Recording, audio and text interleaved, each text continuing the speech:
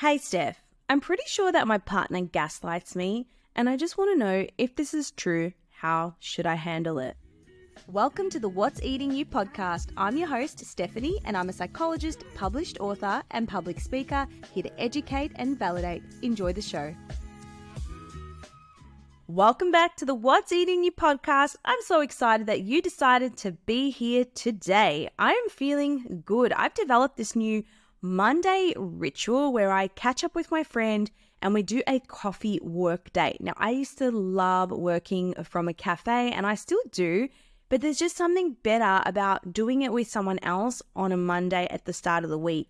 So we've started this ritual where we go every week, we go to the same cafe, we meet at around the same time, we set goals. Okay, what is your intention of this designated session that we're having? What do you want to finish by the end of it?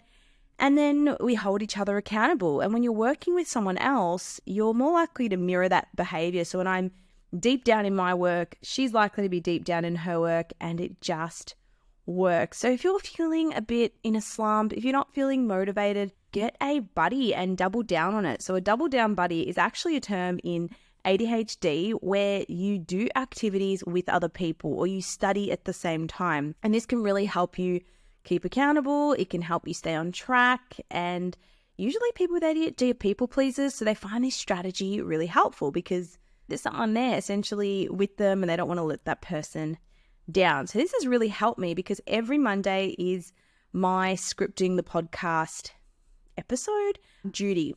And I've just struggled to be consistent with it because I'm like, no one's holding me accountable. I'd rather do more fun things instead. It's not like this is a huge moneymaker or anything like that.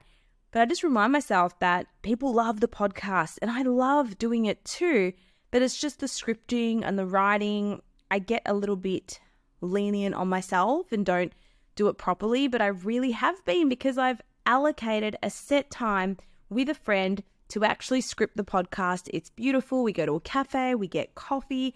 And also my parking is running out. I'm paying for parking. So every minute that I'm sitting here wasting away, my parking and not doing work is a waste of time. So here's, I guess, just a little tippet of this episode. If you struggle with motivation, if you are really wanting to be consistent at a task, do it with a person, do it in a public place, and do it somewhere where there's a cost involved. For example, you have to pay for parking or you have to pay for coffee. So you know you're essentially investing in this because you're more likely to do it. When we value something more, then we're more likely to do it. Whereas if you're at home, no one's going to see you doing nothing. No one's going to see you not doing your work. Whereas if you're really trying to write that book or you're really trying to do an assignment, go to a cafe and imagine everyone is watching you and holding you accountable. That's my little tippet of the day. I hope that was helpful. But today we're going to talk about gaslighting. What is gaslighting? Here's an example. Has your partner, your mother, or your friend ever denied your reality? Have they ever shifted the blame on you and never taken responsibility? Do they make you feel confused like you were going crazy? So for example, say you were supposed to meet up with a friend and you get there and the friend's like, why are you late? And you said, hang on a sec, aren't we meeting up at 6? And the friend's, no, I told you 5:30. And you said, we agreed on 6. No, it was 5:30. And this person is so certain of their reality that you actually start questioning yourself. Another example is shifting blame. So if you try to confront someone for doing something wrong, they'll say, yeah, but I did that because you did this. Or I reacted this way because you can't handle your emotions, right? And I'm going to go into the technical term. So I want you to know you're going to get so much out of this episode. Even if you're not being gaslighted, even if you're not in a relationship, this episode will serve as a protective resource for you to be able to be a gaslighter detector. Get it? Gaslighter detector. Anyways, serious topic, not a laughable matter. And being able to detect this can save you so much time, energy, and potential heartbreak. So think of this podcast episode as an investment into your future. Aims of today. This episode is going to unpack what is gaslighting, subtle examples of gaslighting, how you can address it and protect yourself. So even if it is happening in your life, what are you going to do about it? So as mentioned earlier, Perhaps you were sure about a social event you were going to, and you were sure of the time, you were sure of the place, and your friend even confirmed all of this a week before the event. And then you message them about the event and they say, oh, what? I didn't know about this event. Or this might happen with your partner. You tell them about a wedding you've got, and then a couple of days before or a week before, they say, you never told me about that wedding. So what is gaslighting? Gaslighting was actually a term derived in 1944 from the movie Gaslight. But this term has found its way into our contemporary lexicon, describing a form of emotional manipulation aimed at making someone doubt their own sanity. Gaslighting is a form of emotional abuse in relationships. It happens when one person convinces their target that they're remembering things wrong or that they're misinterpreting events. The gaslighter is trying to manipulate the other person and presents their own thoughts and feelings as the truth. So why is it called gaslighting? Think about turning on the gas on a stove, right? You turn on the gas and the house is filling up with gas. But unless someone lights a flame, there won't be any explosion. So essentially, it's like lighting that flame that's going to lead to the explosion. Research suggests that gaslighting is prevalent in various types of relationships, including romantic, family, and professional relationships. So remember, just because you're not in a romantic relationship, it doesn't mean that you're not being gaslighted. You could be getting gaslighted by a parent, by a sibling, by a teacher, by a doctor. I've heard a lot of that. So let's actually go through the different signs of gaslighting. Now, it can be challenging to identify because they can manifest really subtly. The first example of gaslighting is denying reality. Gaslighters might flatly deny events or conversations that occurred, causing the victim to question their recollection. For example, like we said earlier, your partner or your friend may insist they never promised to attend an important event with you, despite you distinctly remembering them doing so.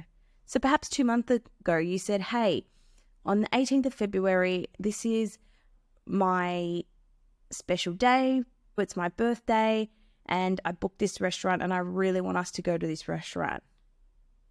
And they're like, yep, that's fine.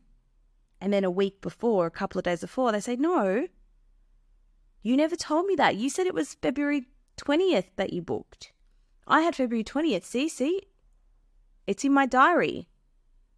Now, you can only imagine the type of feelings this might bring up for you. And if it's your first time getting gaslighted and you're quite an empathetic person, you might even say, oh, okay, that's understandable. If they thought it was February 20th, then I guess it's understandable that they're not able to come anymore. Whereas if this is a pattern and it's happening over time, and remember, it's a pattern. It's a pattern. So it can happen once and the person doesn't have any ill intent, but if it's a pattern, then it's a big concern. But over time, you might start to get really irate and really upset because you know that you set the date.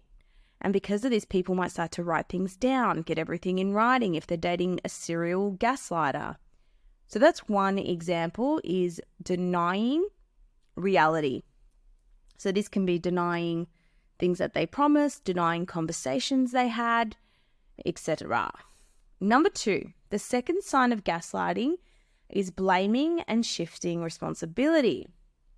They deflect accountability for their actions by blaming the victim or external circumstances.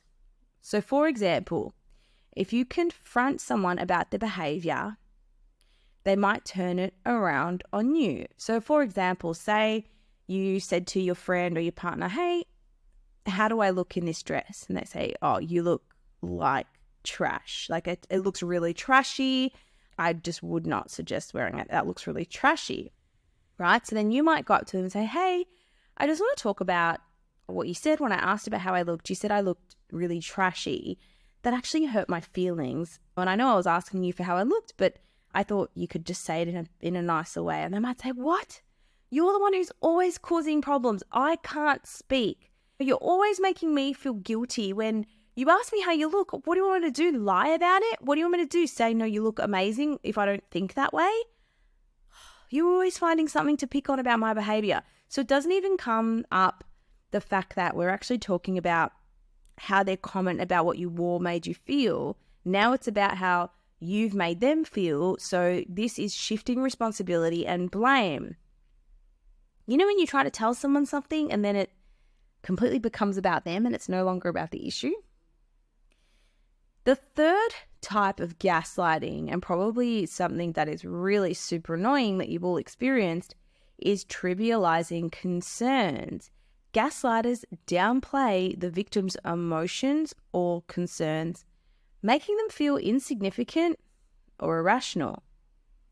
When expressing hurt or frustration over something they did, they might respond with comments such as, "You're just being so sensitive," or "You're overreacting," making you doubt the validity of your feelings. Now, I used to have someone in my life who used to do this, and because I am a strong person and I'm a confident person and I've got a good self-esteem, I eventually learned that it wasn't actually me, because I've always been a very level-headed person. I've always been very reasonable. I've always managed to keep my emotions out of business most of the time because I've run businesses my whole life. I've learned to separate that. But this particular person, when they said to me, "Oh, you're just being emotional, Steph," or "You're just being a woman." And this was back in the day where we didn't know anything about validating and making someone feel that their feelings were important. And I would actually be like, wait, maybe I am emotional. Maybe all these years where I thought I wasn't, I actually was. Or maybe, am I overreacting? And I'd actually question it and be unsure, right? Because I am a reflective person. And what that actually did, it actually convinced me that having emotions was bad. Because they'd always say to me, "Oh, Steph, you're not like other women. You're not super emotional and you get it and you're logical." And I'm like, okay.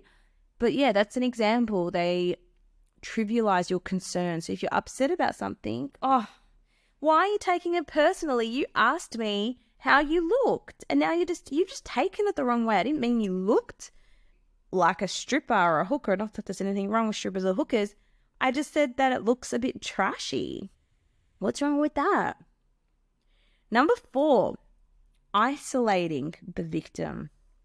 So this might be a little bit more extreme, but a form of gaslighting or a sign is isolating you from your friends, your family, social networks, making them solely reliant on the gaslighter's perspective, right? So you might be a little bit worried because, I don't know, you haven't heard from a friend. You say, "You know what, I'm really worried. I haven't heard from Kathy in a while. I might call her." And they might say, "No, don't. Why should you call her? She's the one who's ignoring you. All your friends do this. Your family always does this." And they'll almost turn you against your family and friends to try to isolate you.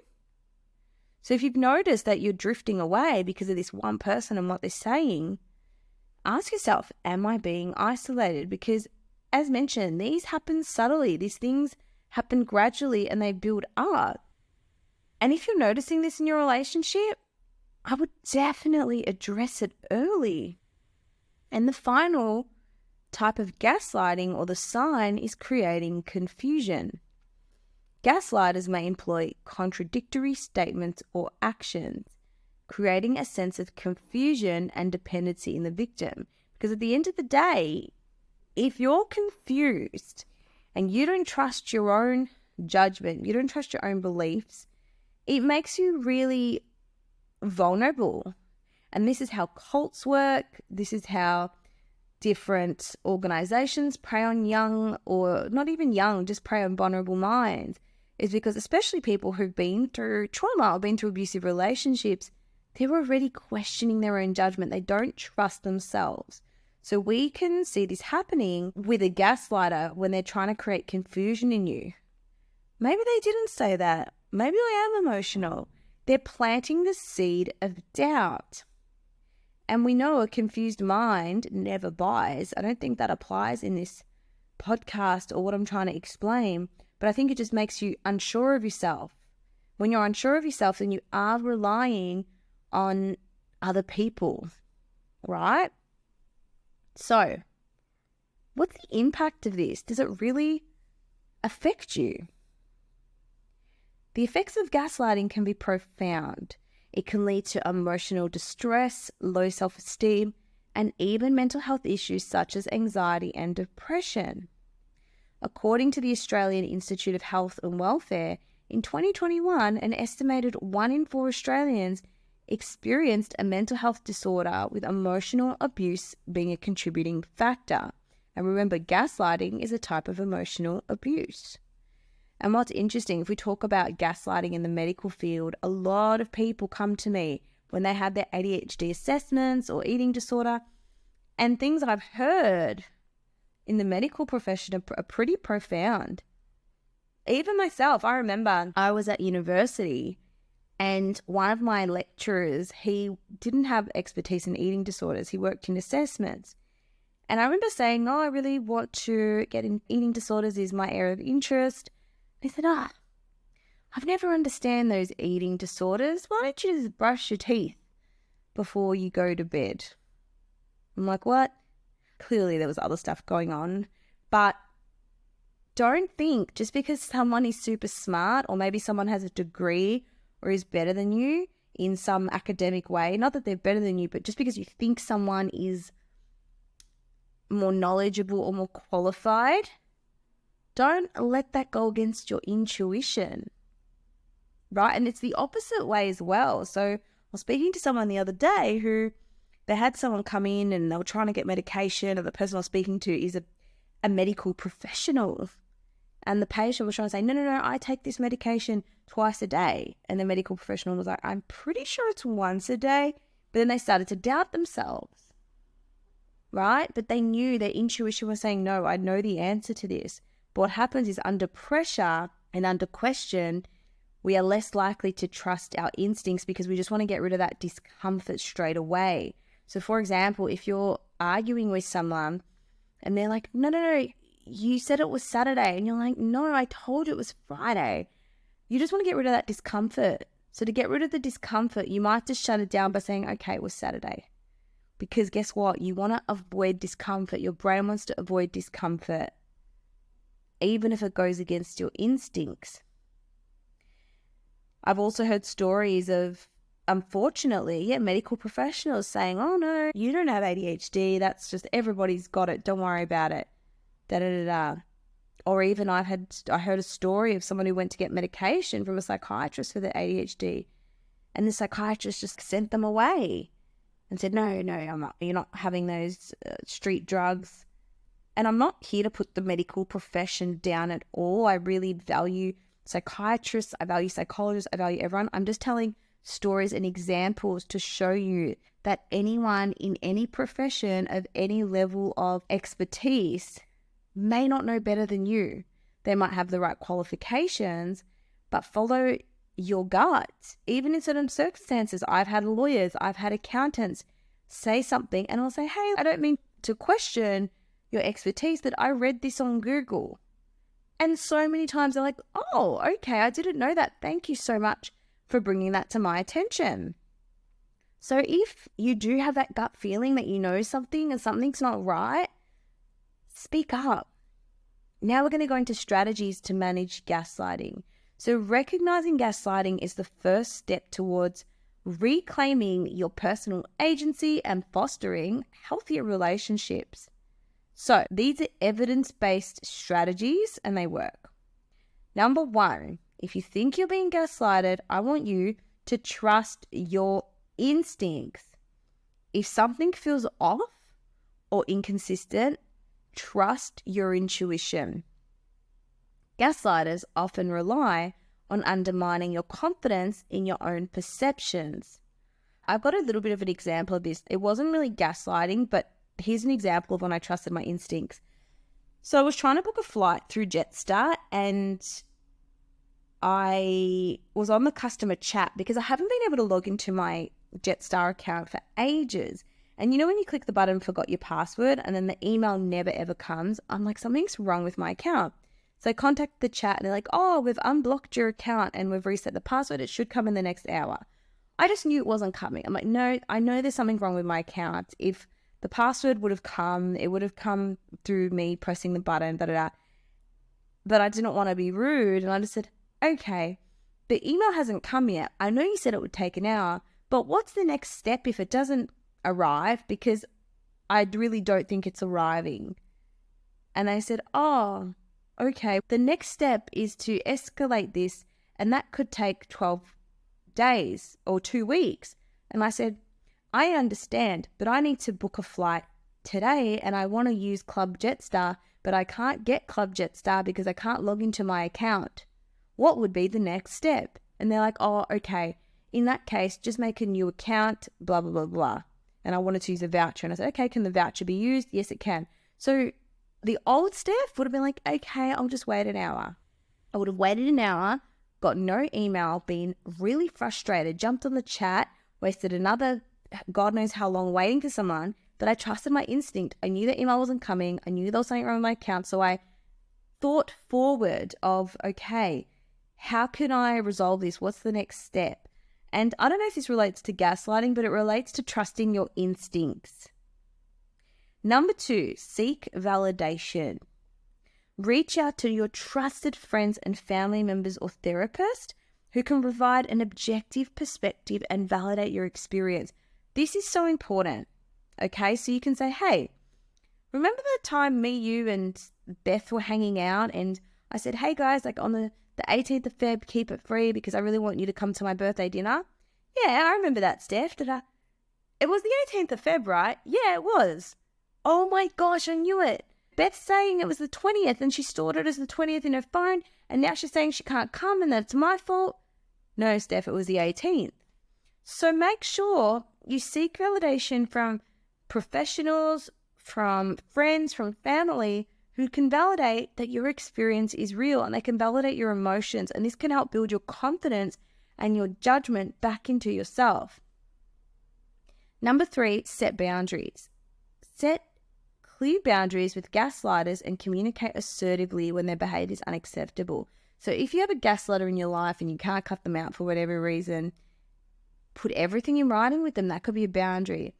Hey, when we manage our co-parenting with our child, I want everything in an email just to make sure we're both across the board with everything. Getting everything in writing can be a really good strategy with either a gaslighter or a narcissist. Now, a gaslighter and a narcissist is different. Just remember, gaslighting is a type of behavior. A narcissist or narcissism is a trait and it occurs on a spectrum. So on the far end of the spectrum, people can have narcissistic personality disorder, but gaslighting is often a trait or a behavior of someone who is a narcissist. A narcissist is someone with an inflated sense of self, grandiosity, is willing to put people down for their own advantage. We can save that for another episode.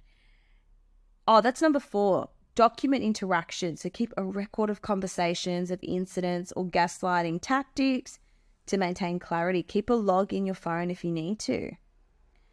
And number 5 is practice self-care. It's super important to look after yourself. Really important to look after your emotional well-being. Hang out with people who validate you, who make you feel good.